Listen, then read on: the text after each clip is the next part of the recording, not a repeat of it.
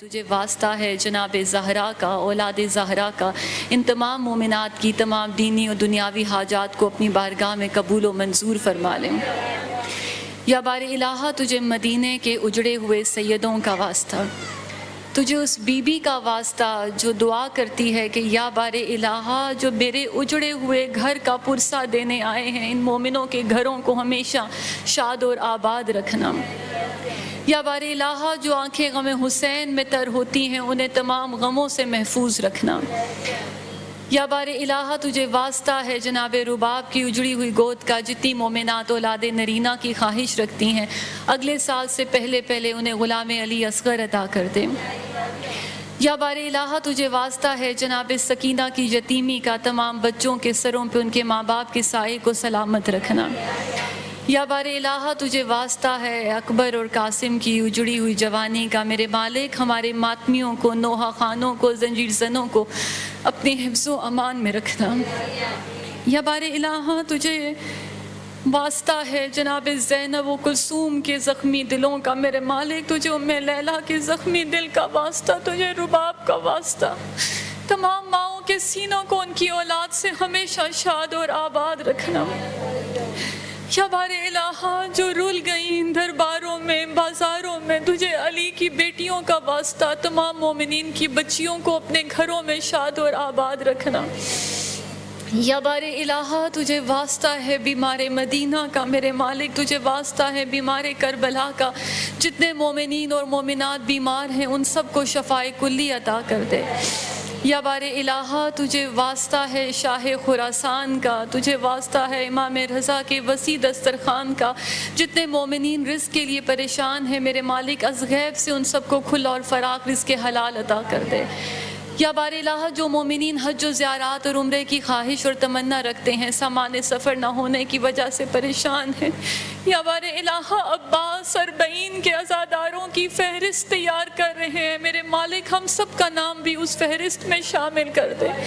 میرے مالک جو عزادار جانا چاہتے ہیں، میرے مالک تو مسبب الاسباب ہے، ہم سب کے لیے از غیب سے سامان سفر کو مہیا کر دے۔ یا بار الہ جو مومنات اور اپنے گھروں کی تمنا رکھتی ہیں، میرے مالک اگلے سال سے پہلے پہلے انہیں اپنے گھر کی چھت عطا کر جہاں غازی کا علم لگائیں، کھلے دل سے حسین کی مجلسیں کرائیں۔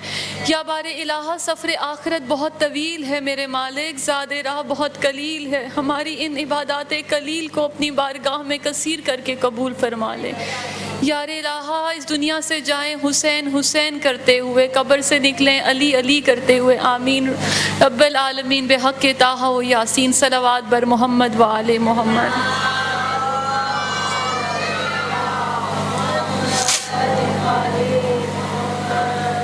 اعوذ باللہ من الشیطان الرجیم، بسم اللہ الرحمن الرحیم، الحمدللہ رب العالمین، الصلاۃ والسلام علی اشرف الانبیاء والمرسلین، صلوات۔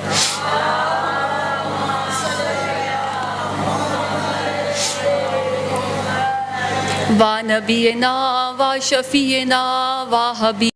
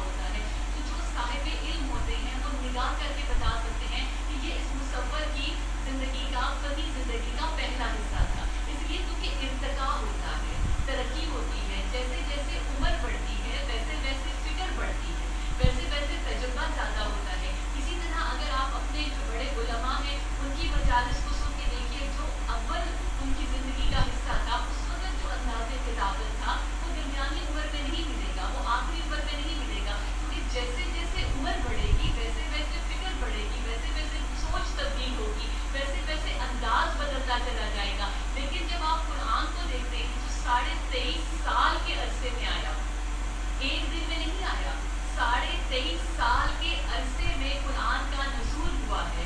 पहली आयत से लेके आखिरी आयत तक देखें, ना अंदाज बदलता है, ना फसाहत और बलागत बदलती है, ना फिक्र तब्दील होती है, ना सोच तब्दील होती है। अगर कुरान की सूरतों के जो ऊपर के टाइटल हैं उनको हटा दिया जाए और आपको ये ना बताया जाए कि नज़ूल के एतबार से कौन सी सूरत पहले नाजिल हुई और कौन सी बात की, तो आप कुरान को पढ़ते चले जाएं, आप नहीं बता सकेंगे कि पहले हिस्से की सूरतें कौन सी थी, बाद के हिस्से की सूरतें कौन सी थी। इसलिए कि ये कलाम खुदा है, ये कलाम बशर नहीं है। यहाँ पे फिक्र तब्दील नहीं होती, यहाँ सोच तब्दील नहीं होती, यहाँ अंदाज तब्दील नहीं होता। तो जो पहला आया था वही हर्फ आखिर तक रहेगा, मिजाज खुदा तब्दील नहीं होगा। तो इसी तरह जब कुरान के हामिल की बात की है, ज़ाते मुस्तफ़ा की बात की है, तो जिस तरह वहाँ पे मौजज़े में तब्दीली नहीं आएगी, 2350 बरस के 23.5 साल के अंदर उतरेगा, मगर लहजा तब्दील नहीं होगा। पहली आयत से लेके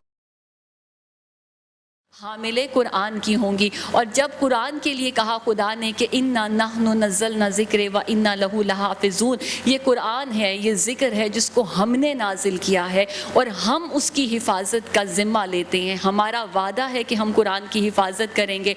और आज देखिए कि 1400 साल गुज़र गए, जो दावा कुरान ने 1400 साल पहले किया था कि ला मिस्लही, इसकी कोई मिसाल नहीं आ सकेगी, तो 1400 साल के बाद भी वो दावा कायम है, क्योंकि कोई है जो इसकी हिफाजत करने के लिए मौजूद है। और खुदा ने कहा कि नहनु नज़्ज़लना ज़िक्र, तो जिस तरह कुरान की हिफाजत की है खुदा ने कि कुरान के हुरूफ में कोई तहरीफ नहीं कर सकता। देखिए, जब आप दुनिया में किसी भी अदीब को देखें, किसी भी मुसव्विर को देखें, किसी भी आलिम को देखें, तो एक वो दौर होता है जो उसकी ज़िंदगी का इब्तदाई दौर होता है, एक दरमियानी दौर होता है, एक आखिरी हिस्सा होता है। तो जो साहिब इल्म होते हैं वो निगाह करके बता सकते हैं कि ये इस मुसव्वर की ज़िंदगी का, फ़नी ज़िंदगी का पहला हिस्सा था। इसलिए क्योंकि इर्तिका होता है, तरक्की होती है, जैसे जैसे उम्र बढ़ती है वैसे वैसे फ़िक्र बढ़ती है, वैसे वैसे तजुर्बा ज़्यादा होता है। इसी तरह अगर आप अपने जो बड़े उलमा हैं उनकी मजालिस को सुन के देखिए, जो अव्वल उनकी ज़िंदगी का हिस्सा था उस वक़्त जो अंदाज़े खिताबत था वो दरमियानी उम्र में नहीं मिलेगा, वो आखिरी उम्र में नहीं मिलेगा, क्योंकि जैसे जैसे उम्र बढ़ेगी वैसे वैसे फ़िक्र बढ़ेगी, वैसे वैसे सोच तब्दील होगी, वैसे वैसे अंदाज़ बदलता चला जाएगा। लेकिन जब आप कुरान को देखते हैं जो 23.5 साल के अरसे में आया, एक दिन में नहीं आया, 23.5 साल के अरसे में कुरान का नज़ूल हुआ है।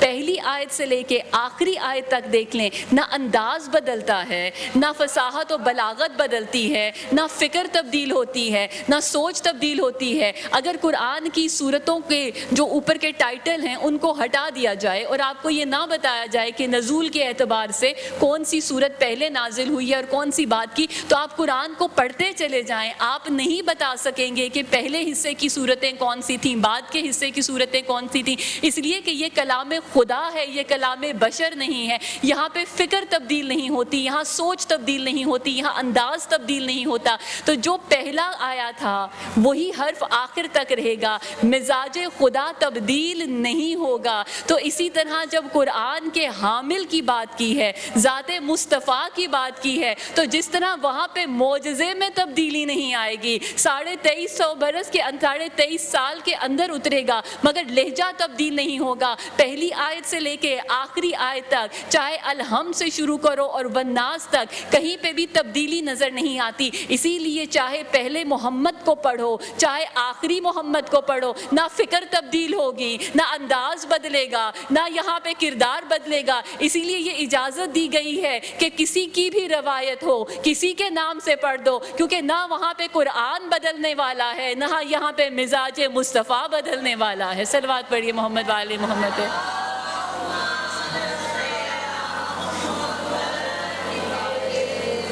तो वहाँ पे जब मौजज़ा था कुरान और उसका जिक्र करते हुए खुदा ने कहा कि इसका मिसल नहीं ला सकोगे, इस जैसा नहीं ला सकोगे। हिफाजत ऐसी की है कि 1400 बरस के अंदर ज़ेर और ज़बर की तहरीफ नहीं हो सकी। حروف قرآن میں زیر اور زبر کی تحریف نہیں ہو سکتی، ایسا حفاظت کرنے والا ہے۔ تو اس حفاظت کرنے والے کی کیا شان ہے کہ جب وہ اپنی چیزوں کی حفاظت کرتا ہے، وہ مالک ہے، وہ خالق ہے، وہ قادر ہے، وہ توانا ہے، وہ حکیم ہے۔ تو جب اس نے حفاظت کرنی ہوتی ہے تو اگر بیت اللہ کی بات آتی ہے تو وہ ابابیلوں کو بھیجتا ہے، چھوٹے سے پرندے کو بھیجتا ہے، کنکروں کے ساتھ بھیجتا ہے، بتاتا ہے کہ دیکھو ہم نے حفاظت کا ذمہ لیا تھا، تو جو تمہاری نزدیک سب سے کمزور تھا ہم نے اس کے ذریعے تمہارے سب سے طاقتور ہاتھی کو بھوسا بنا دیا ہے۔ اور اسی طرح جہاں پہ رسول اللہ کی حفاظت کی بات آتی ہے تو وہاں پہ ایک بچہ آتا ہے، گٹھلیاں کھجور کھا رہا ہے، گٹھلیاں اٹھا کے پھینکتا ہے، وہاں پہ بیت اللہ کی حفاظت تھی، کنکریوں میں طاقت اتنی دی کہ ہاتھیوں کا بھوسا بنا دیا۔ اور یہاں پر رسول اللہ کی حفاظت تھی، علی کے بازوؤں میں اتنی طاقت دی کہ ان گٹھلیوں سے ان بچوں کا حال برا کر دیا۔ تو خدا کہتا ہے کہ جس طرح قرآن کی حفاظت ہم کریں گے اسی طرح ذات مصطفیٰ کی بھی حفاظت ہم کریں گے۔ وہاں پر حروف قرآن کا وعدہ کیا ہے کہ وہاں پہ تحریف نہیں ہو سکے گی، یہاں پہ ذات مصطفیٰ کی اہمیت بتا رہا ہے اور ذات مصطفیٰ کو منوا رہا ہے۔ تو ذرا سورہ حجرات کو کھول کے دیکھیے، جب پروردگار عالم سورہ حجرات کا آغاز کرتا ہے تو کہتا ہے اے ایمان والو اپنے رسول کے مقابلے میں اپنی آوازوں کو بلند نہ کرو۔ جب رسول کے سامنے بیٹھے ہو تو اپنی آواز کو بھی بلند نہ کرو، اور پھر کہا اس طرح سے ایک دوسرے کو مت، جیسے پکارتے ہو ویسے رسول کو مت پکارو۔ تو جس طرح انداز تخاطب تمہارا ایک دوسرے کے ساتھ ہے ویسے رسول کو نہ پکارو۔ تو اب دیکھیے دو کتنی معمولی باتیں بتائیں۔ سورہ حجرات آج جا کے ذرا کھول کے پڑھیے گا، شروع کی بالکل آیتیں ہیں۔ تو پہلے خدا یہ کہہ رہا ہے کہ اگر آپس میں بیٹھتے ہو اور جس طرح سے ایک دوسرے کو بلاتے ہو اس طرح سے رسول کو نہ پکارو۔ تو دیکھیے ساتھ ہی بیٹھے ہوئے تھے نا، ساتھ بیٹھنے والے تھے، ساتھی تھے، بچپن کے ساتھی تھے۔ کیا ہو گیا اگر کبھی رسول کو ویسے پکار لیا جیسے آپس میں ایک دوسرے کو پکارتے تھے؟ مگر خدا نے کہا نہیں، نہ اس کے مقابلے میں آواز اونچی ہوگی نہ لہجہ بدلے گا۔ اگر کسی نے ایسے کیا تو اب آیت کو دیکھیے، خدا کہتا ہے ان تحبط اعمالکم لا تشعرون، ایسا نہ ہو کہ لا ان تحبط اعمالکم، تمہارے سارے اعمال رد ہو جائیں، سارے اعمال ختم ہو جائیں، لا تشعرون، تمہیں خبر بھی نہ ہو اور تمہارا کوئی عمل باقی نہ رہے۔ تو دیکھیے کون سے اعمال ہیں جن کا ذکر ہو رہا ہے، کون سے اعمال ہیں؟ عمل کیا ہوتا ہے؟ ایمان تو یہ ہے نا کہ زبان سے اقرار کر دیا کہ اللہ وحدہ لا شریک ہے، رسول کی رسالت پہ اعلان کیا ہم نے، اور پھر کہا کہ ملائکہ پر ایمان ہے، کتابوں پر ایمان ہے اور قیامت پر ایمان ہے۔ یہ تو لفظی ایمان تھا، لیکن خدا نے کہا ان تحبط اعمالکم، تمہارے اعمال رد ہو جائیں گے، ختم ہو جائیں گے۔ تو کون سے اعمال ہیں؟ نماز کا عمل ہے، روزے کا عمل ہے، حج کا عمل ہے، زکوٰۃ کا عمل ہے، جو صدقہ و خیرات دیتے ہو اس کا عمل ہے، جس جہاد پہ بڑا فخر کرتے ہو اس جہاد کا عمل ہے۔ اگر کسی نے یہ سارے اعمال کر بھی دیے مگر اگر ذات مصطفیٰ کے سامنے آواز کو بھی بلند کیا تو ان تحبط اعمالکم، تمہارے سارے اعمال ختم ہو جائیں گے۔ تو اب وہ جو یہ کہتے ہیں کہ صرف خدا کا ذکر کرو، وہ جو کہتے ہیں کہ ہمیں صرف خدا کافی ہے اور کتاب خدا کافی ہے، تمہیں خدا نے بتا دیا کہ اگر ذات مصطفیٰ کا احترام نہیں کرو گے تمہارا کوئی عمل مجھے قبول نہیں۔ یہ پہلی منزل ہے، ابھی ہدایت کی گفتگو نہیں، ابھی یہاں پر ذکر یہ نہیں ہو رہا کہ آپ نے اتباع کیسے کرنا ہے، عمل کیسے کرنا ہے۔ کہتے ہیں نا ادب پہلا کرینہ ہے محبت کے کرینوں میں، تو اب پہلا کرینہ خدا یہ سکھا رہا ہے۔ تو جو پہلا کرینہ ہے ذات مصطفیٰ کے لیے وہ ادب کا کرینہ ہے، اور وہ پہلا کرینہ ایسا ہے کہ جس میں آپ کا آخری عمل ختم ہو جاتا ہے۔ آپ کب پہنچتے ہیں وہاں تک؟ جب عمل کرتے ہوئے چلیں گے نا، نمازیں پڑھتے ہوئے جائیں گے، روزے رکھتے ہوئے جائیں گے، حج کرتے ہوئے جائیں گے، تو جب آپ اپنے اعمال کے آخری عہدے پہ پہنچیں گے تو وہاں سے ذات مصطفیٰ کا پہلا زینہ شروع ہوتا ہے، ادب مصطفیٰ کا زینہ شروع ہوتا ہے، احترام مصطفیٰ کا شروع ہوتا ہے. اور اگر کسی نے ادب نہیں کیا، احترام نہیں کیا، تو ہم نے آپ کے تمام اعمال کو رد کر لیا. تو مسلمانوں، قرآن پڑھنے کے لیے، اسلام کو جاننے کے لیے سب سے پہلے نسبت رسول ضروری ہے. اور خدا نے بتا دیا کہ جو ساتھ بیٹھنے والے تھے وہ ساتھ بیٹھنے والے ضرور تھے، مگر وہ اور تھے اور مصطفیٰ اور تھے. اسی لیے اجازت نہیں ہے کہ آوازوں کو بلند کرو. اور پھر سورہ احزاب آواز دیتی ہے، اور سورہ احزاب آواز دیتی ہے کہ ان الذین النبی الاولی بانفسہم المؤمنین، کہ اے مومنین، رسول تمہارے نفوس پر اختیار رکھتے ہیں. سورہ احزاب نے پکار کے کہا کہ رسول تمہارے نفوس پر، تمہاری جانوں پر کس کا اختیار ہے؟ جان آپ کی ہے. ایک واحد چیز ہے جس کو آپ کہہ سکتے ہیں کہ یہ میری ہے، وہ میری جان ہے، اگرچہ کہ اللہ کی دی ہوئی ہے. لیکن خدا نے کہا کہ وہ بھی آپ کی نہیں ہے، دی ہوئی خدا کی ہے، تصرف میں مصطفیٰ کے ہے.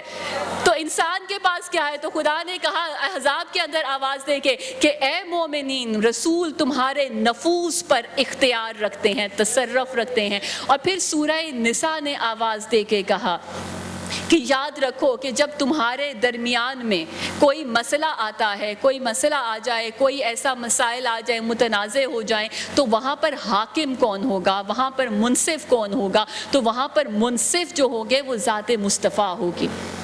تو جب آپس کے جھگڑے ہوں گے تو ذات کے اوپر تصرف مصطفیٰ کا، جھگڑے ہوں گے تو منصف کون ہے، حاکم کون ہے؟ ذات مصطفیٰ. اور پھر سورہ نساء میں یہ کہا کہ نہ صرف یہ کہ وہ جو فیصلہ کریں گے وہ تمہیں قبول کرنا ہوگا، بلکہ کہا کہ دل سے قبول کرنا ہوگا. تو اگر جو آپ کے گھر کے فیصلے ہوں، آپ کے گھر کے فیصلے ہوں گے، فیصلہ رسول کرے گا، جو فیصلہ کرے گا وہ قبول کرنا ہوگا. اور نہ صرف قبول کرنا ہوگا بلکہ دل سے قبول کرنا ہوگا. تو وہ مصطفیٰ جو آپ کے گھروں میں آ کے آپ کے گھروں کے فیصلوں پہ قادر ہو، کیا وہ دین کا فیصلہ، نگہبان کا فیصلہ، ولایت کا فیصلہ آپ پہ چھوڑ دے گا؟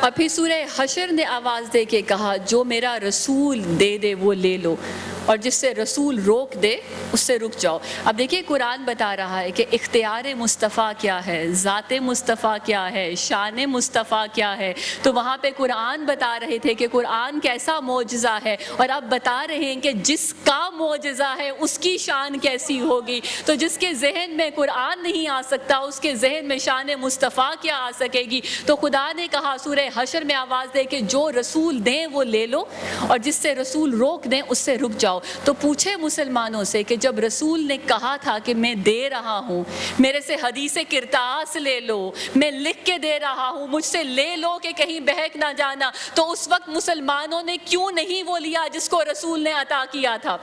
حشر نے آپ کے اوپر، سورہ حشر نے یہ ذمہ داری لگا دی ہے، حد لگا دی. تو دیکھیے کیا حدیں بتائی تھی. پہلے یہ کہ آوازوں کو اونچا نہیں کرنا، اپنے لہجوں کو اونچا نہیں کرنا، ویسے نہیں پکارنا جیسے ایک دوسرے کو پکارتے تھے. اور پھر یہ کہا کہ تمہارے نفوس پر، تمہاری جانوں پر رسول تم سے زیادہ حق رکھتے ہیں. اور پھر یہ کہا تھا کہ دیکھو اگر کوئی مسئلہ ہو تمہارے گھروں کا بھی تو وہاں پہ فیصلہ رسول کریں گے. اور اب یہ کہا تھا کہ اگر رسول کچھ دیں تو لے لو، اور اگر رسول روکیں تو رک جاؤ. تو جب رسول نے کہا کہ ہمیں دے دو کاغذ اور قلم کہ میں تمہیں حدیث کرتاس دے دوں، تو اب دیکھیں یہاں پر مولا علی کا ایک قول ہے نہج البلاغہ کے اندر، کلمات کسار کے اندر، کہ مولا کہتے تھے کہ علم کے لیے جاننا اور سوال کرنا بہت ضروری ہے.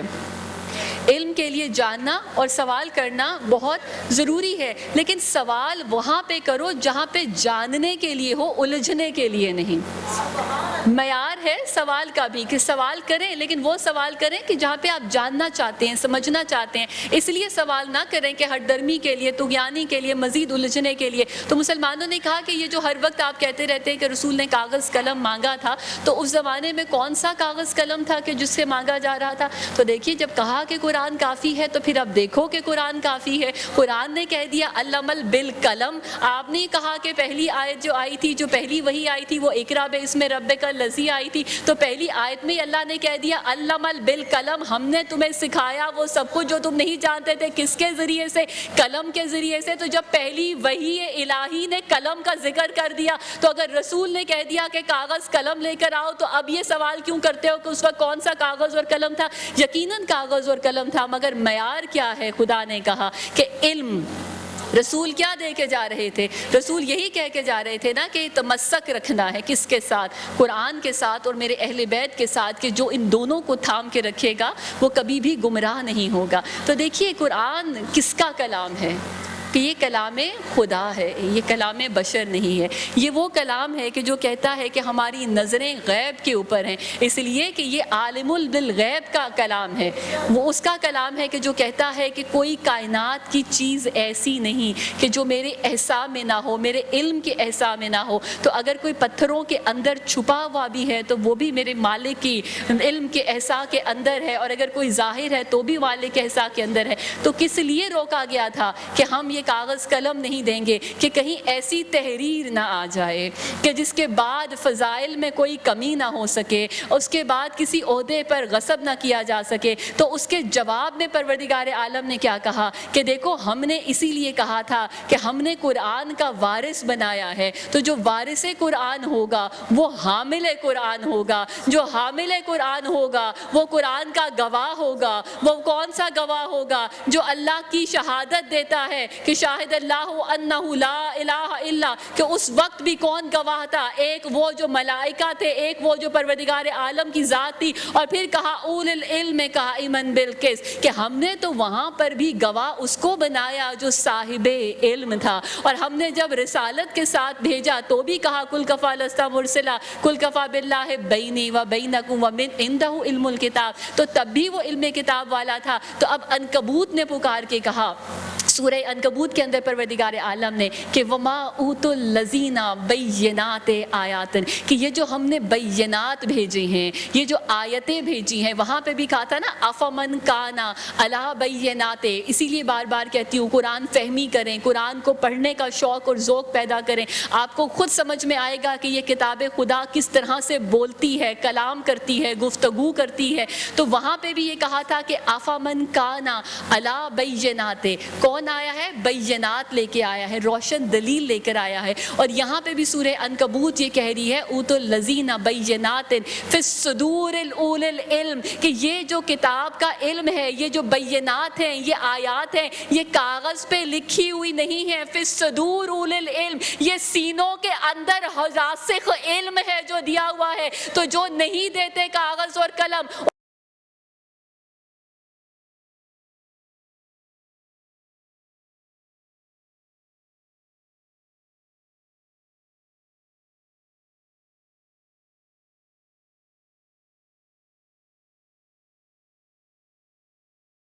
کوششیں کر سکتے ہو, فدق پہ قابض ہو سکتے ہو, لیکن کوئی بھی یہ نہیں کہہ سکتا کہ انا سلونی, سلونی کا دعویٰ کوئی نہیں کر سکتا. اور پھر خدا نے کہا, اور اسی عنکبوت کے اندر کہا کہ بینات اول العلم فی الصدور, یہ وہ علم ہے جو ہم نے سینوں کے اندر رکھا ہے. سینہ مصطفیٰ سے سینہ علی میں, سینہ علی سے سینہ حسن میں, سینہ حسن سے سینہ حسین میں.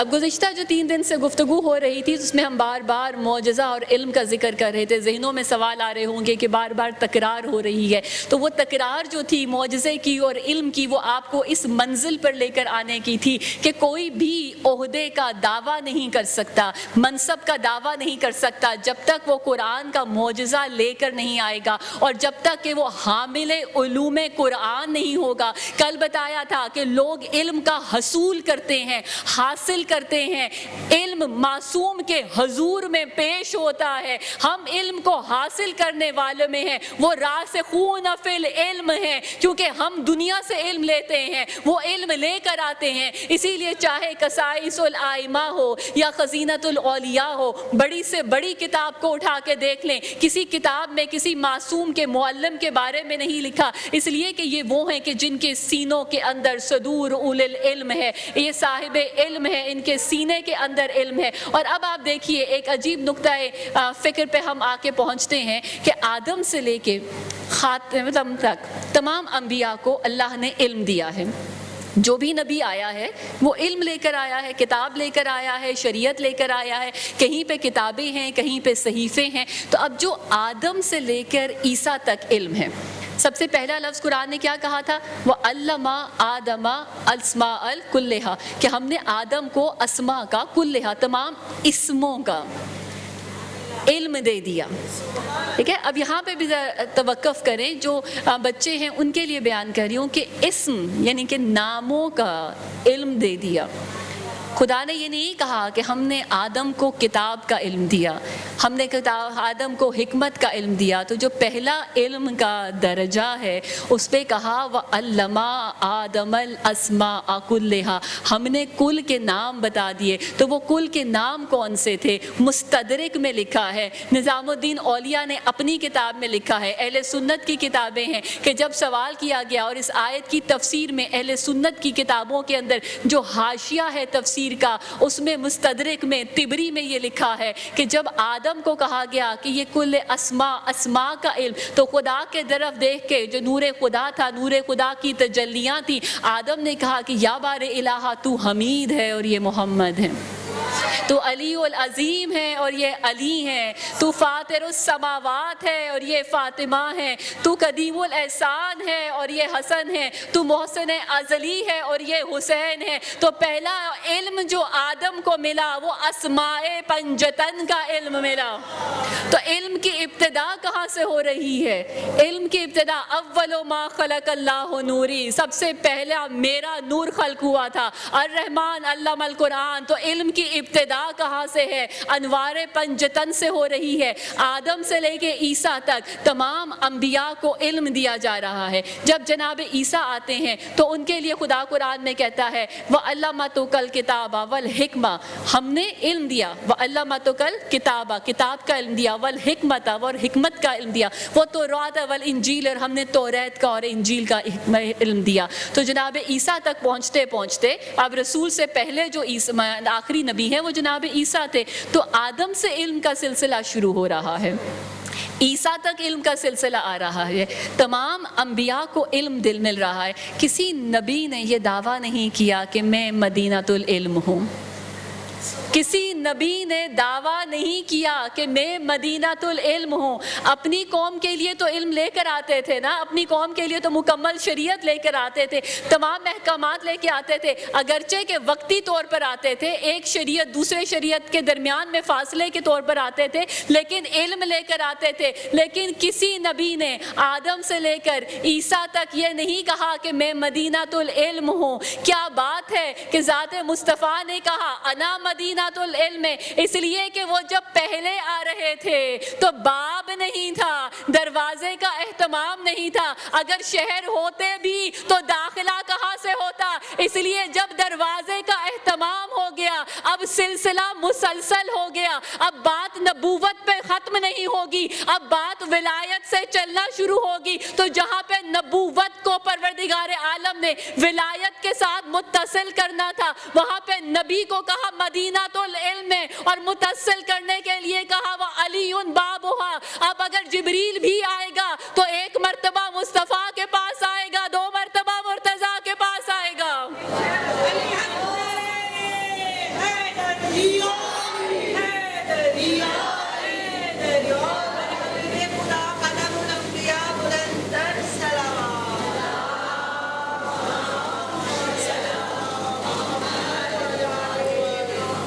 گزشتہ مجالس میں نے عرض کیا تھا کہ ہمارے ہاں علم مقصد نہیں ہے، ہم علم کو مقصد سمجھ کے حاصل نہیں کرتے، ہم علم کو وسیلہ سمجھ کے حاصل کرتے ہیں، اور جہاں پہ علم کو وسیلہ سمجھ کے حاصل کیا جائے وہاں پہ علم آپ کو معرفت الہی دکھاتا ہے۔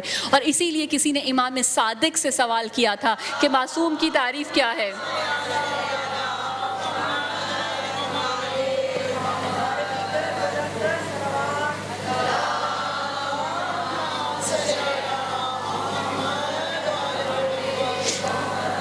سوال کیا گیا کہ معصوم کی تعریف کیا ہے، تو آپ نے کہا من یعتصم اللہ ھدی الی صراط مستقیم۔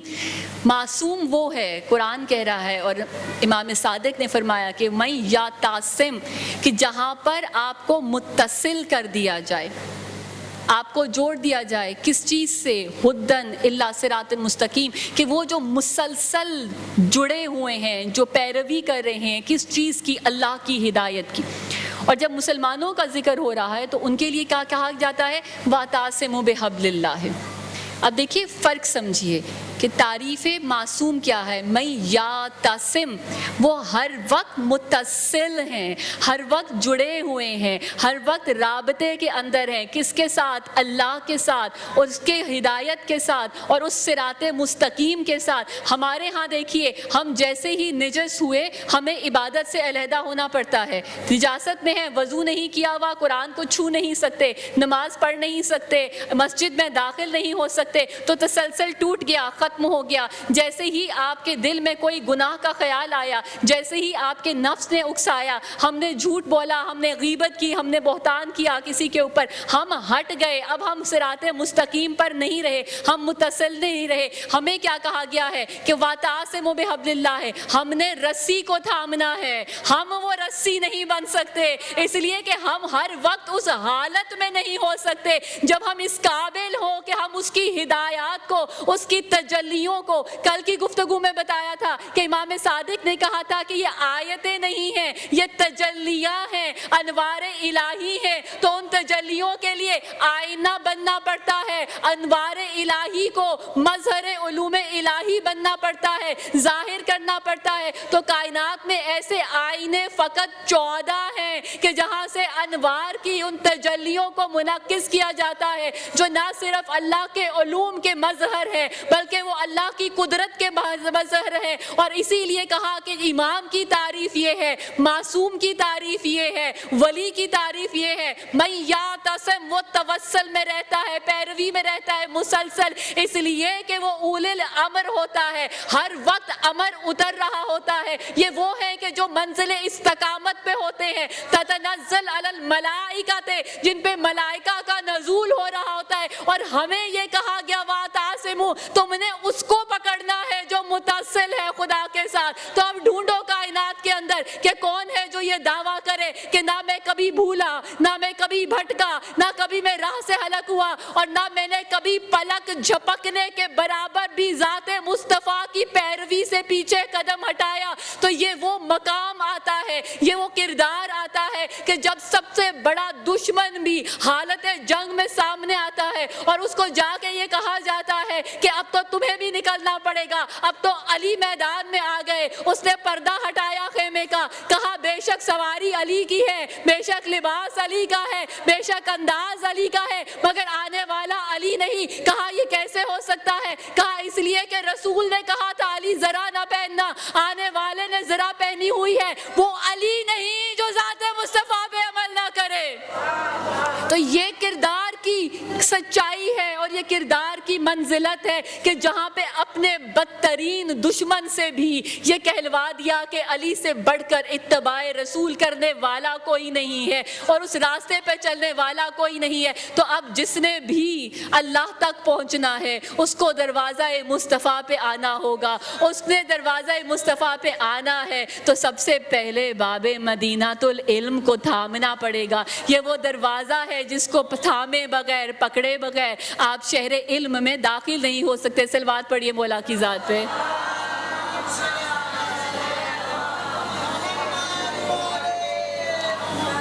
تو دیکھیے گفتگو واضح ہو رہی ہے. تو یہ علم ہے جو توسل کرتا ہے, لے کے جاتا ہے, معرفت الہی تک لے کے جاتا ہے. اور پھر قرآن آواز دے کے کہتا ہے کہ جتنی صفتیں قرآن کی ہیں, معجزے کی ہیں, وہ تمام صفتیں معجز نما کی ہیں. اور پھر قرآن نے آواز دے کے کہا کہ اللہ نور السماوات والارض, اللہ نور ہے. اور پھر اللہ نے آواز دی قرآن کے اندر قد جعلناک الذکر الکتاب والنور المبین, کہ ہم نے تمہارے ساتھ کتاب اور نور کو بھیجا. قرآن کہہ رہا ہے کہ اب نزول ہو رہا ہے, اللہ نور ہے, نور السماوات والارض. اور پھر رسول کے لیے مخاطب کر کے کہا وجعلناک انزل کتابا ونور, ہم نے آپ کے ساتھ نور بھی بھیجا اور کتاب بھی بھیجی. تو اب کوئی ہے جو رسول کے ساتھ ساتھ ہے, جب کتاب اتر رہی ہے تو اس کے ساتھ کوئی نور ہے جو اتر رہا ہے. یہ وہی ہے جس کے لیے کل کی آیت میں بھی کہا تھا کہ وَيَتْلُوهُ شَاهِدٌ مِّنْهُ وَمِن قَبْلِهِ كِتَابُ مُوسَىٰ وَإِمَامًا رَحْمَةً. کتاب موسیٰ نے کہا تھا کہ کوئی آخری نبی آئے گا, کتاب موسیٰ نے کہا تھا کہ کوئی آخری کتاب آئے گی, اور پھر کتاب موسیٰ نے کہا تھا کہ آنے والے کی نشانی یہ ہوگی کہ اس کا وسیع اس کے ساتھ آئے گا, ایسا وسیع آئے گا. تو آپ دیکھیے کتاب موسیٰ نے جب ذات مصطفیٰ کی پیشن گوئی کی بشارت دی, قرآن کی بشارت دی, اور وہیں پہ ساتھ ہی اس ولی کی اس وسیع کی جس نے رسول کے ساتھ آنا تھا. اور پھر قرآن نے کہا کہ ہم نے ساتھ ساتھ ایک نور بھیجا. اب آگے چل کے دیکھیے, اور یہ آیت بہت اہم ہے اگر میں آپ کے ذہنوں تک پہنچا سکوں تو. پروردگار عالم یہ کہہ رہا ہے آمن الذین, ایمان لے کے آؤ, وَعَزَّرُوهُ, سورہ آراف آیت کا نشان ہے 157, وَعَزَّرُوهُ, اور تم نے عزت کرنی ہے. آمن الذین, ایک ایک لفظ, آمن الذین, ایمان لے کر آنا ہے. مگر فقط ایمان پہ بات ختم نہیں ہو رہی, آیت رک نہیں رہی, آگے چل کے کہا وَعَزَّرُوهُ, اور اس کی عزت کرنی ہے, وَنَصَرَهُ, اور اس کی نصرت بھی کرنی ہے. یعنی کہ بات خالی عزت پہ ختم نہیں ہوگی. ادب رسول کی آیت پہلے ہدیہ کر چکی ہوں. ادب کا مقام یہ ہے آواز بلند نہیں ہونی چاہیے, ادب کا مقام یہ ہے ویسے نہ پکارو جیسے ایک دوسرے کو پکارتے ہو. تو اب اس آیت میں بھی کہا کہ وَعَزَّرُوهُ وَنَصَرَهُ, تم نے نصرت بھی کرنی ہے اور عزت بھی کرنی ہے. اور کیا کرنا ہے, وَاتَّبِعُوا الَّذِينَ, اور اس کا اتباع کرنا ہے.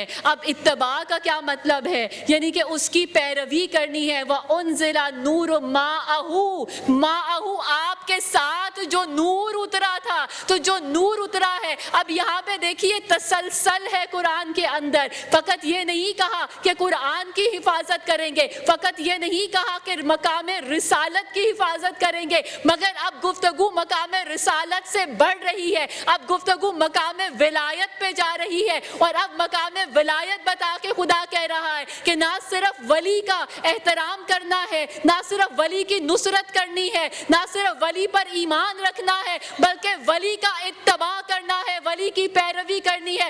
اگر تم چاہتے ہو کہ تم مفلحون ہو جاؤ, اگر تم چاہتے ہو کہ تم فلاح پا جاؤ. اور دیکھیے کہ جس کے لیے قرآن اتنی آیتوں کا نزول کر رہا ہو, جس کے مقام کو بتا رہا ہو, اس کے لیے مسلمانوں نے ایک ٹکڑا پکڑا ہوا ہے اور کہا کہ رسول نے کہا تھا انا بشر مثلکم, میں تمہارے جیسا بشر ہوں. اب افسوس یہ ہے کہ اگر صرف اتنی ہی آیت ہوتی تو ہم بھی مان لیتے کہ وہ ہمارے جیسے بشر ہیں. تو کہا انا بشر مثلکم. قرآن اعجاز ہے, جس کا کلام ہے وہ بھی اعجاز ہے. تو کیا کہا کہ انا بشر مثلکم, میں تمہارے جیسا بشر ہوں. تو دیکھیے ہم جانوروں جیسے ہیں, ہم حیوان ہیں نا, کیسے حیوانوں جیسے ہیں, جانوروں جیسے ہیں. وہ بھی کھانا کھاتے ہیں, ہم بھی کھانا کھاتے ہیں, وہ بھی حرکت کرتے ہیں, ہم بھی حرکت کرتے ہیں. یہاں تک کہ اتنی مماثلت ہے کہ جب بچوں کو انیٹمی پڑھائی جاتی ہے اسکولوں کے اندر, تو سب سے پہلے ان جانوروں کے جو جسم ہے, سسٹم ہے, وہ سمجھائے جاتے ہیں کہ اتنی مماثلت ہے. تو ہم حیوان جیسے ہیں. تو کیا حیوان ہمارے جیسا ہے؟ سوچنے کی بات ہے نا. ہم جملے کا فرق سمجھیں, ہم حیوان جیسے ہیں, ہم بھی کھاتے ہیں, ہم بھی سوتے ہیں, ہم بھی ویسے ہی چلتے ہیں. لیکن حیوان یہ نہیں کہہ سکتا کہ وہ انسان جیسا ہے, اس لیے کہ فرق آ رہا ہے, فصل آ رہی ہے. فصل ہے جو ہمیں اس جنس سے جدا کر رہی ہے کہ ہم ویسے ہیں مگر ہم عقل رکھتے ہیں. تو ہم تو حیوان جیسے ہو سکتے ہیں, حیوان ہمارے جیسا نہیں ہو سکتا کیونکہ وہ عقل نہیں رکھتا. تو رسول نے کہا کہ انا بشر مثلکم, میں تمہارے جیسا ہوں کیونکہ میں تمہارے درمیان میں رہتا ہوں, تمہاری طرح معاملات کرتا ہوں, مگر تم میرے جیسے نہیں ہو سکتے, اس لیے کہ الا ما یوحا, میرے اوپر وہی آتی ہے, تمہارے اوپر نہیں آتی. تو اب تم کیسے کہہ سکتے ہو کہ تم رسول جیسے, جب خدا نے یہ کہا کہ انا بشر مثلکم, میں تمہارے جیسا ہوں. اور یہ صرف منزل منیت ہے, اور اس لیے صحیح بخاری کو میں اکثر ریفرنس کے طور پہ استعمال کرتی ہوں کہ صحیح بخاری نے جہاں اتنی حدیثیں متروک کر دی, فضائل کے اندر اتنی حدیثیں تھیں جو نہیں اٹھائی ہیں, مگر ایک ایسی فضیلت اٹھا لی جس کے بعد اب مزید کسی حدیث فضیلت کی ضرورت ہی نہیں رہتی, کہ بخاری نے لکھا کہ رسول نے کہا اے علی میں تمہارے جیسا, تم میرے جیسے. تو اب کون ہے جو اس منزل منیت میں آ کے علی کے ساتھ اس فضیلت کو دعویٰ کرے کہ مجھے بارے میں رسول نے کہا تھا. تو صدیق بنتے چلے جاؤ, غنی بنتے چلے جاؤ, سوائے علی کے کوئی اور ایسا ہے نہیں کہ یا رسول نے علی کے لیے کہا کہ میں تم جیسا اور تم مجھ جیسے, یا علی کے بیٹے کے لیے کہا کہ حسین منی وانا من الحسین. تو یہاں پر یہ وہ حدیث منزلت ہے کہ جس کے بعد اب ہمیں مزید کسی اور فضیلت کو بیان کرنے کی گنجائش نہیں رہتی. تو پھر پروردگار عالم نے کہا الا ما یوحا, یہ وہ رسول ہے, یہ وہ ہستی ہے کہ جس کے اوپر وہی آتی ہے. اور پھر خدا نے کہا کہ تم لوگوں نے اتباع کرنا ہے. کس کا اتباع کرنا ہے؟ قول رسول کا اتباع کرنا ہے. وما ینطق عن الہوی, میرا حبیب بغیر وحی کے نطق نہیں کرتا. مسلمانوں نے کہا یہ تو بہت آسان ہے. گزشتہ مجلس میں عرض کیا تھا, باقر العلوم نے کہا تھا مسلمان روایت تو لیتے ہیں, رعایت نہیں لیتے. روایت کا مطلب ہے سنی ہوئی بات بیان کر دینا. سنا ہوا بیان کرنا تو بہت آسان ہے, اس کو تو کہتے ہیں نا کہ یہ وہ ایمان ہے جو صرف زبان کی لذت تک ہے, کہتے چلے جاؤ, بتاتے چلے جاؤ. لیکن اصل ایمان تو وہ ہے جو رعایت ہے, یعنی کہ سمجھ کر عمل کرنا. تو جب یہ کہا وما ینطق عن الہوی, میرا حبیب تو وحی کے بغیر نطق نہیں کرتا, تو یہاں پہ اللہ تعالیٰ نے قول رسول پہ سند دے دی, قول رسول پہ سند دے دی کہ اب میرا حبیب نطق نہیں کرتا, بیان نہیں کرتا, کچھ نہیں کہتا ماں سوائے اس کے کہ جو وہی ہوتی ہے.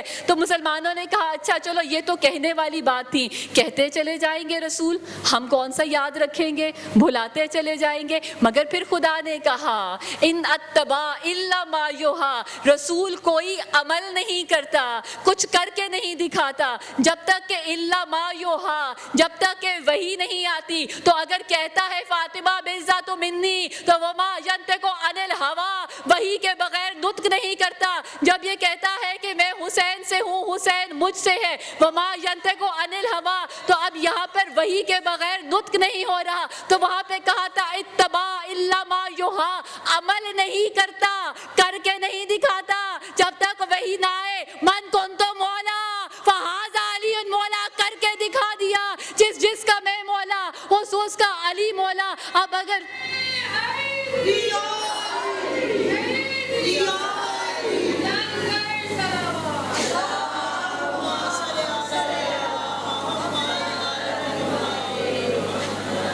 تو اگر اب نطق کی وہی بھول جاؤ گے تو زبان سے کہہ دیا من کنت مولا, اب یہ وجہ آپ کے لیے واجب ہے اتباع رسول کرنا, جو رسول نے کہہ دیا. اور پھر کہیں بھول نہ جائیں کہ میں نے کہا کیا تھا, تو پھر کر کے دکھا دیا, ہاتھوں پہ بلند کر کے دکھا دیا. کمرے میں نہیں بلند کیا, مسجد میں نہیں بلند کیا, 1.25 لاکھ حاجیوں کے اندر بلند کیا. اور دیکھیے کیسی منطق ہے کہ علامہ نکن یہ بیان کرتے تھے جب وہ غدیر کا پڑھتے تھے. تو علامہ نکن یہ کہتے تھے کہ دیکھیے 1.25 لاکھ حاجی ہیں, جو جانے والے تھے ان کو کہا کہ پلٹ کر آؤ, جو پیچھے رہ گئے تھے ان کو کہا کہ آ کے ملو. اور پھر پالان شتر کا ممبر بنا, ایسا ممبر بنا جیسا پہلے نہیں بنا تھا. سنی ہوئی روایتیں ہیں بار بار کی آپ کی, لیکن نکن صاحب جو بیان کرتے تھے وہ جملہ یہ تھا کہ وہ کہتے تھے کہ اب رسول نے علی کو ممبر پہ بٹھا لیا, اب رسول نے علی کو ممبر پہ بٹھا لیا. تو اب رسول کا دیکھیے بچوں نے پڑھا ہے, جو خطبہ حجۃ الوداع آپ کو کتابوں میں بھی پڑھایا جاتا ہے, کتنا لمبا خطبہ ہے. تو اب وہ اتنا تفصیل کا خطبہ ہے, رسول پڑھتے جا رہے ہیں. تو علامہ نکن یہ کہتے تھے مسلمان خطبہ کم سن رہے تھے, علی کا چہرہ زیادہ دیکھ رہے تھے. تو رسول نے بتا دیا جو بیان کر رہا ہوں وہ تو بھول جاؤ گے, اب جو دکھا رہا ہوں اس کو یاد رکھو گے تو یاد رکھو گے کہ اس ممبر پہ بیٹھ کے رسول نے کہا تھا من کنت مولا. تو اب یہ اتباع رسول کی منزل ہے کہ جہاں پہ قول رسول آئے گا وہاں پہ اتباع لازم, جہاں پہ منزل اتباع کی آئے گی بات وہاں پہ عمل رسول پر کا لازم ہے عمل کرنا. اور پھر خدا نے اس مقام پر کہا کہ قل ان تحبون اللہ, اے لوگو تم یہ دعویٰ کرتے ہو ان تحبون اللہ کہ تم اللہ سے محبت کرتے ہو. یہی تو نعرے ہمارے ارد گرد آج بھی بلند ہو رہے ہیں, قرآن کافی ہے, اللہ کافی ہے, اللہ کے سوا کسی کو نہ پکارو, کسی کا وسیلہ کرنا شرک ہے. تو دیکھیے قرآن نے کہا قل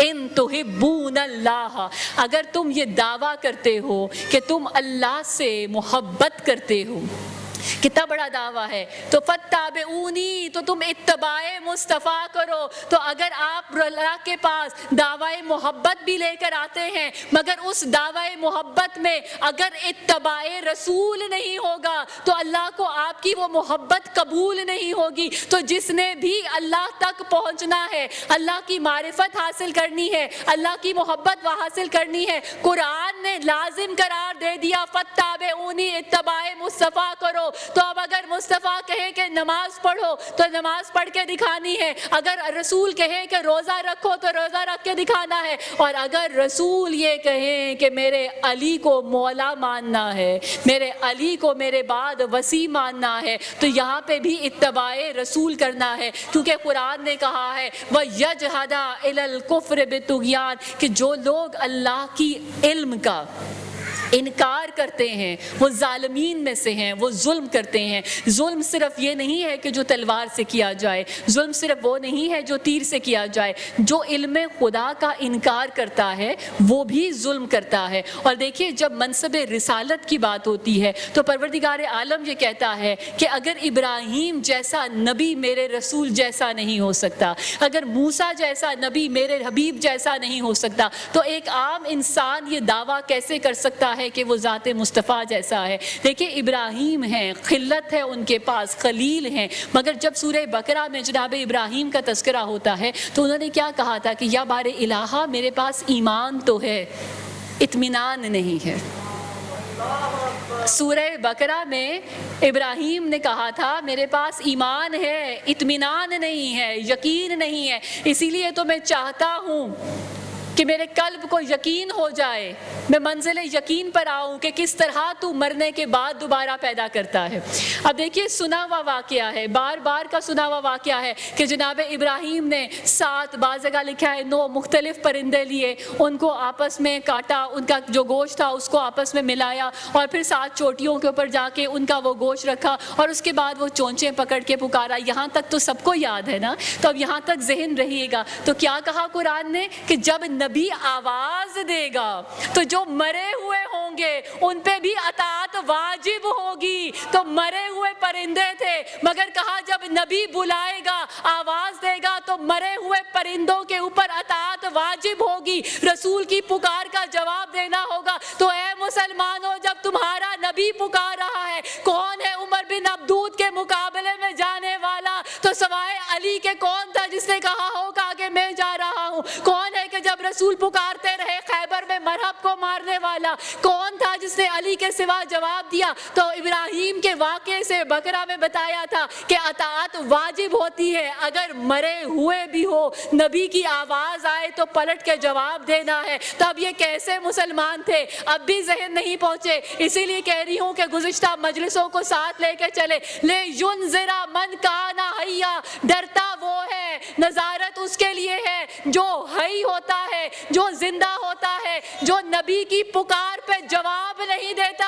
یہ وہ نہیں کہ جو زندہ ہے, ان کے لیے قرآن نے کہا ہے کہ اگر کروڑوں میتیں ہوں سانس لیتی ہوئی اور وہ معجزہ طلب کریں, معجزہ نہیں ہوگا. معجزہ تب ہوگا جب وہ ہوگا جو معجز نما ہوگا, اور جب سامنے وہ ہوگا جو حیات رکھتا ہوگا, اور زندگی وہاں پر ہوگی جہاں پہ ایمان ہوگا, ایمان وہاں پہ ہوگا جہاں پہ ذات مصطفیٰ پہ یقین ہوگا.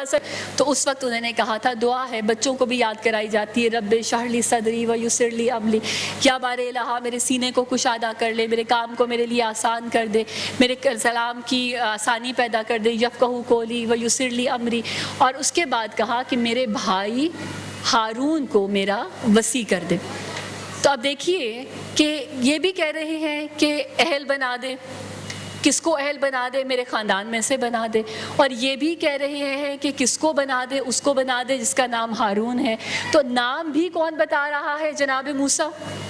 رشتہ بھی کون بتا رہا ہے؟ جناب موسیٰ۔ قرآن میں ہے نا سورہ طٰہٰ کے اندر کہ میرا اخی، میرا وزیر بنا دیں، میرا اہل ہے، ہارون نام ہے۔ تو جناب موسیٰ آپ تو بڑے درجات والے ہیں، اولے العلم آپ میں جو ہمارے پاس درجات والے انبیاء ہیں ان میں آپ کا ذکر ہوتا ہے، تو آپ جب ساری صفات خود بتا رہے ہیں تو آپ اپنا وزیر خود کیوں نہیں بنا دیتے؟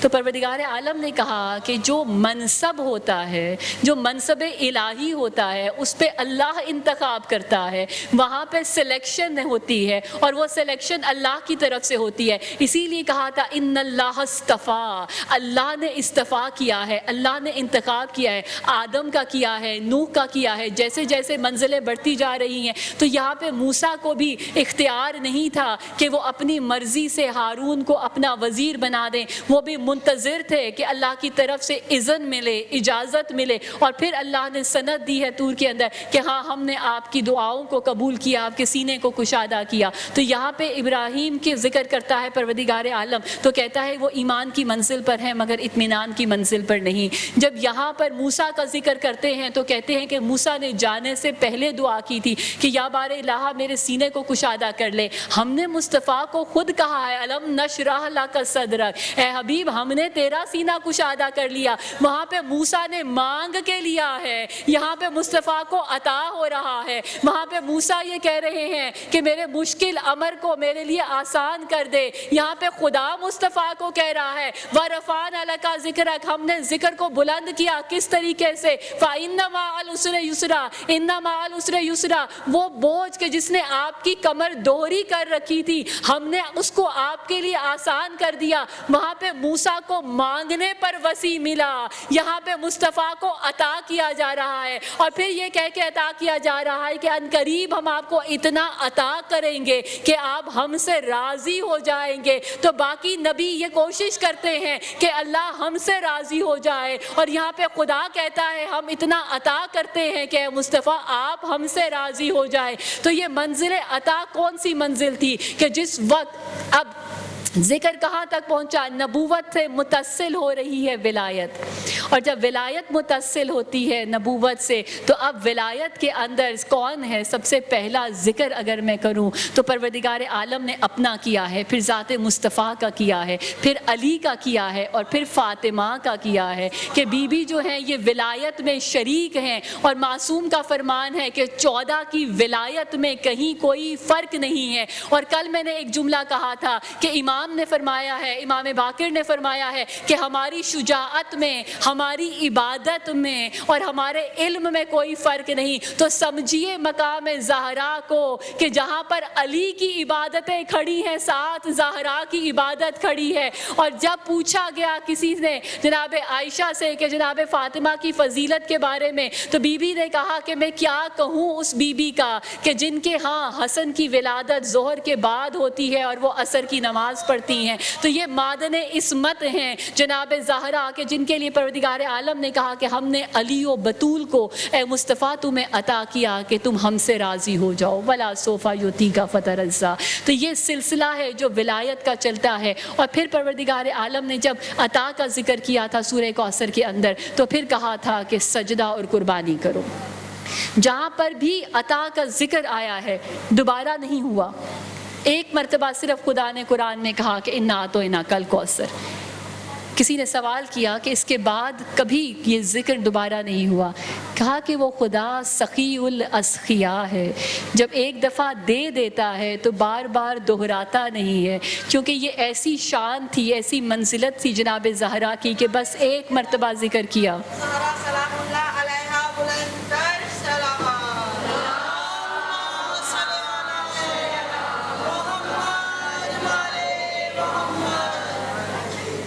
تو سجدہ اور قربانی دونوں چیزیں ایسی ہیں کہ نہ اس گھر جیسی کسی نے نمازیں پڑھیں اور نہ اس گھر جیسی کسی نے قربانی دی۔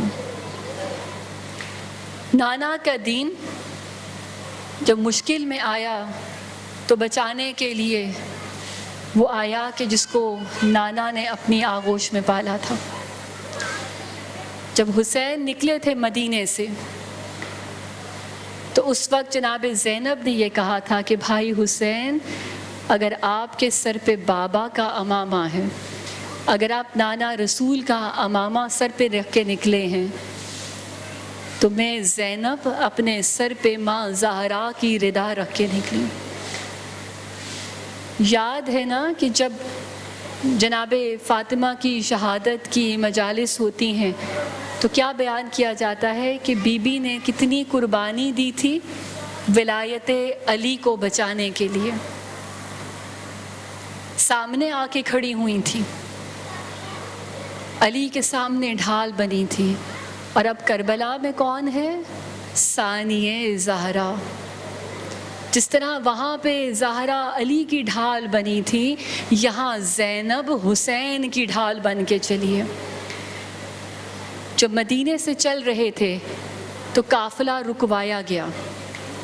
عباس نے عماری کے پاس آ کے خبر دی، بی بی عبداللہ آئے ہیں۔ ایک مرتبہ بی بی کا دل ڈر گیا ہوگا کہ کہیں واپس تو نہیں لینے آئے۔ جب عماری کا پردہ ہٹا تو بی بی نے فوراً پوچھا، عبداللہ کہیں ارادہ تو نہیں بدل گیا، کہیں واپس تو نہیں لینے کے لیے آئے؟ تو عبداللہ نے کہا، نہیں زینب، سفر میں جا رہی ہو، کہیں راستے میں مشکل نہ آئے، اس لیے 2 صدقے لے کر آیا ہوں، ایک اون کو لے کر آیا ہوں، ایک محمد کو لے کر آیا ہوں، کبھی راستے میں کوئی مشکل آن پڑے، ایک کو حسین کا صدقہ میری طرف سے کر دینا، ایک کو اپنی طرف سے کر دینا۔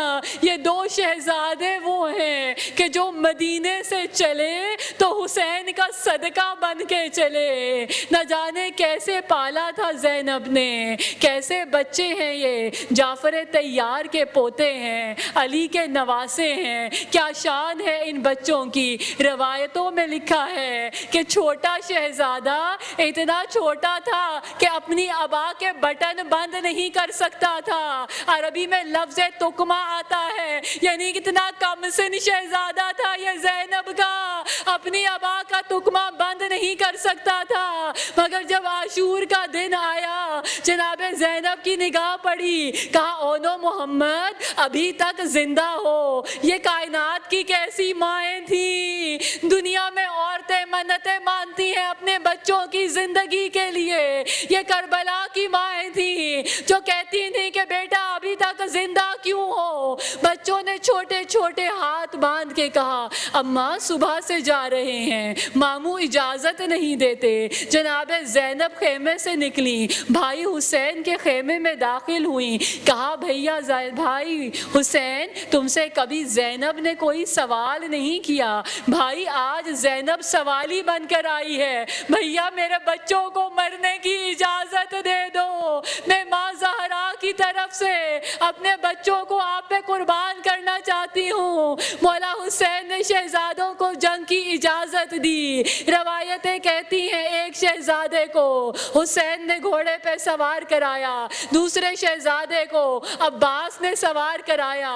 اب مقتل کے اندر ایک ہمیں مرحلہ ملتا ہے کہ ایک مقام وہ تھا کہ جس کو گنج شہیدہ کہتے ہیں، جہاں پہ حسین لا کے اصحاب کے لاشیں رکھ رہے تھے، اس سے پیچھے بلندی پر عباس کا علم نصب تھا، اس سے پیچھے خیمے تھے۔ تو اب جب مولا گئے ہیں، اونو محمد لڑنے کے لیے گئے، تو مولا عباس کے بیچ علم کے نیچے حسین ذوالجناح کے اوپر کھڑے ہیں، مرتجز کو پکڑ کے کھڑے ہیں، حسین کی نگاہیں اونو محمد پر ہیں، دوسری طرف اس عباس کھڑے ہیں، اور عباس استاد ہیں، بچوں کو کہہ رہے ہیں آگے بڑھ کے وار کرو، یہاں سے وار کرو۔ اب بچوں کو ادھر سے عباس کی آواز آ رہی ہے، ادھر سے حسین کی نگاہیں ہیں، اتنے میں لشکر نے آواز دی، ان بچوں کو چھوٹا نہ سمجھنا، یہ علی کے نواسے ہیں، یہ جعفر طیار کے پوتے ہیں، ان کو علیحدہ کر کے جنگ کرو۔ اب ادھر سے لشکر آگے بڑھا، دونوں شہزادوں کو جدا کیا،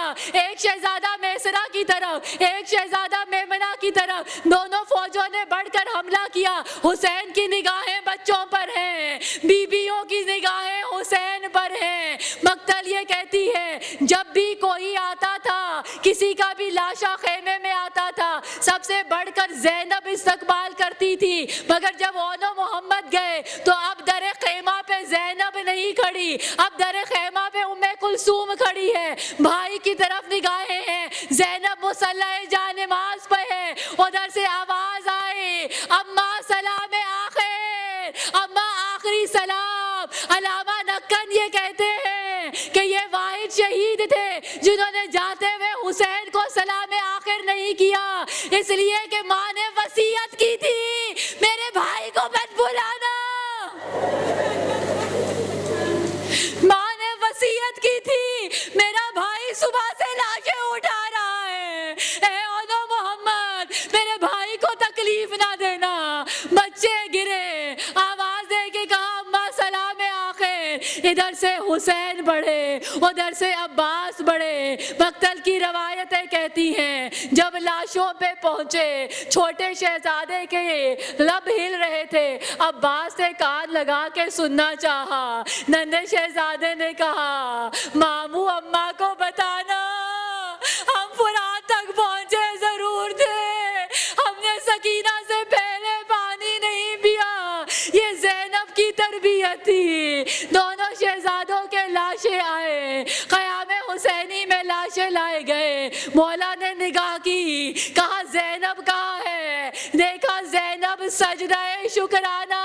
یا بار الہ تیرا شکر, تو نے زینب کی اس قربانی کو قبول کر لیا. اور یہ کیسی قربانی تھی زینب کی کہ مقتل کی روایتیں کہتی ہیں کہ اس کے بعد زینب نے کبھی اپنے بچوں پہ گریہ نہیں کیا. کبھی اکبر پہ روئی ہے, کبھی عباس پہ روئی ہے. امام باقر کی حدیث ہے, بہار الانوار کی جلد نمبر 44 میں لکھی ہے کہ جب کوئی اون و محمد پہ گریہ کرتا ہے, میری دادی زہرا دعا کرتی ہے یا اللہ ان کی جھولیوں کو سلامت رکھنا. یہ ان کا گریہ کر رہے ہیں جن کی ماں نے ان کے لاشوں پہ گریہ نہیں کی.